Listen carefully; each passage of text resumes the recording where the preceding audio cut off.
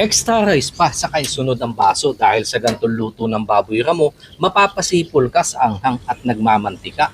Pinoy style na may twist sa lutong Thai. Baboy ramo ang naisipan kong lutuin kaya dumaan ako ng palengke at kumuha na 1 kilo.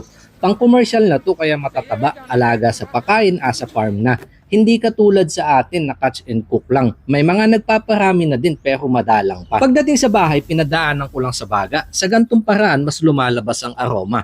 Saka ko ito hiniwa ng maninipis. Mas makunat ang laman nito dahil mas magulang bago katayin kumpara sa mga alaga. Parang tayo din, kapag gumugulang na, makunat ang balat, tigas pa ng mukha. Saka ako nagpainit ng kawali at isinalang. Pakakatasin ko ito hanggang sa maluto ng bahagya sa sarili nitong mantika. Dito na ako nagisa ng sibuyas, bawang hanggang sa mag-golden brown at naglagay ng bagoong alamang hango sa lutong binagoongan na may twist sa lutong Thai. At nang malusaw, pinasamahan ko lang ng sili para may laban. Saka pampalasa, binudburan ng pamintang durog at saka pamintang sariwa. Dito nalalabas ang dagdag na aroma at holy basil. Dati hindi ko din to kasundo pero naglaon agoy, napakabango. Isa itong dahilan bakit dinadayo ang pagkain dito sa bansang Thailand. Dahil sa mga gantong sangkap na ginagamit nila, ang lakas ng aroma, matatakam ka. Parang kay Mrs. kapag bagong ligo pa. Lord, thank you po sa blessing na pinagkaloob niyo sa amin ngayong araw. Basbasan po ito in Jesus' name. Amen.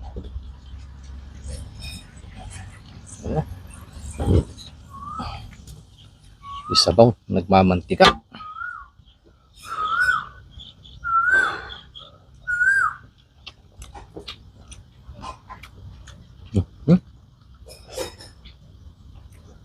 Sarap.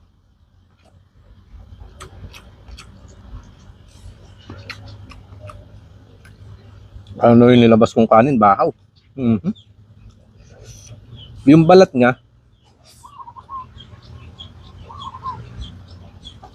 meron kong kaunting lutong na pag kinagat mo, lumalagutok. Saka yung aroma, spices na mga nilagay po natin, labas na labas po yung bango.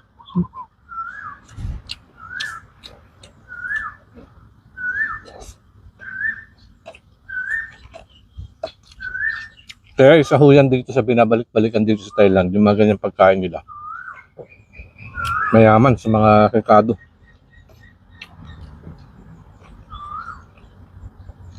Pag una, hindi ka sanay, medyo kakaiba, pero pag ganito po sa mga ganyan luto,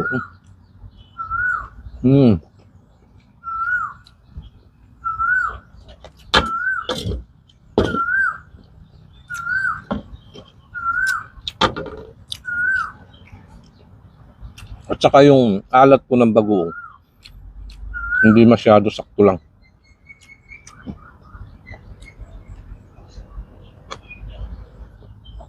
Ito ho yung mga dahon, kain na din.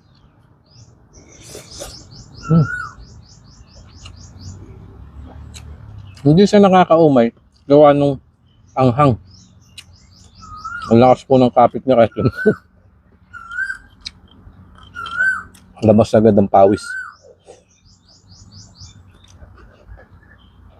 Ang lasa. At saka ang bango.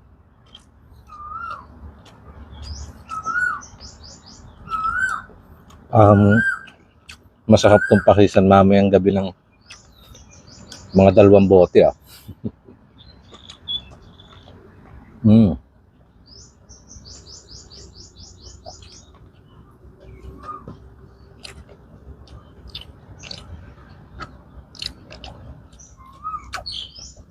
Nalo.